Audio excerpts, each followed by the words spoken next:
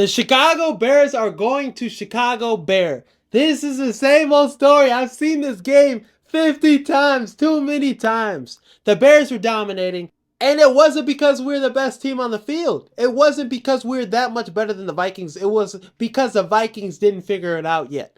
J.J. McCarthy, Kevin O'Connell, this offense was struggling. He only threw like 10 passes in the first half. I think they were just running the ball the whole game. And us, the Chicago Bears, Caleb Williams did look good, escaping the pocket really well. He looked confident. He was playing more towards his strengths, getting the ball out quick. I like what I saw from him more in the first half. Then the second half, just missing every throw possible, inaccurate as fuck. The consistency has to be there more with him. He has to be better. He can't be missing a deep shot to DJ Moore in the red zone. Slant to DJ Moore. You throw that shit wide as fuck away from him. That can't happen. Caleb Williams can't be making this shit if you're a generational quarterback. It's week 1. This is his second year, damn near rookie season, because now he has a good offensive mind to, get him where he needs to be. But we need him to be better. Some of the stuff you can't be doing if you're that quarterback, if you're that generational quarterback. CJ Stroud, Cam Ward against the Broncos. He was phenomenal. His receivers were hoeing him. They dropped every pass, but he was phenomenal. And you saw it right away with Caleb. There's just so much inconsistencies. It's just the same shit we've been seeing with all our Bears quarterbacks. I went to Soldier Field. I seen the Bears versus Vikings game. And I'm having the same dialogue after this game that I am about Justin Fields. The games he had where he looked great at points. And it's just so much up and down.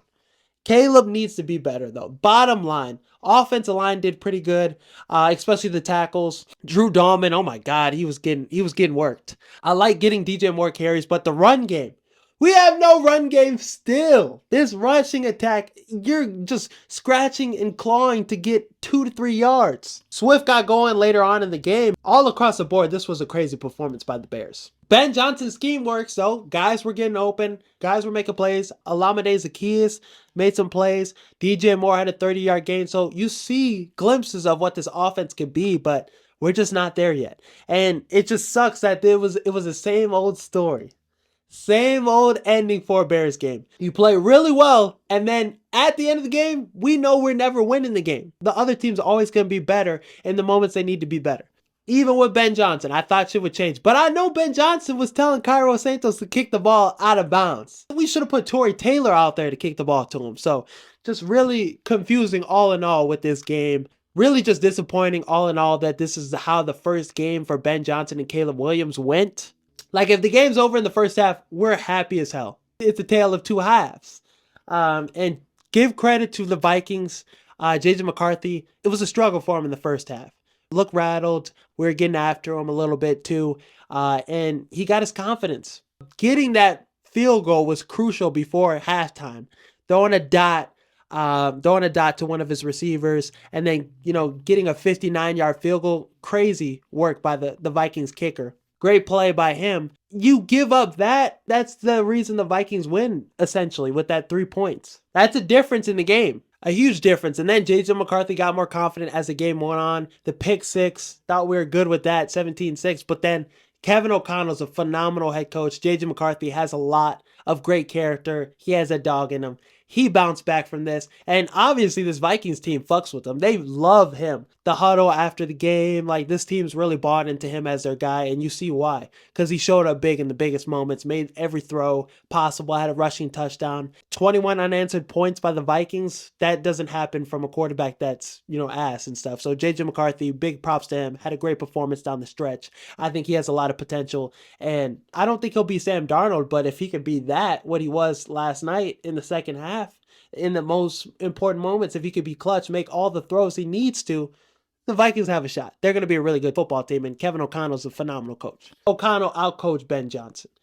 This is somebody, down 17-6, down in this game, he doesn't look worried. He knows what to do. That's the type of coach. This is like one of the best coaches in the NFL. He doesn't get his just due that he deserves.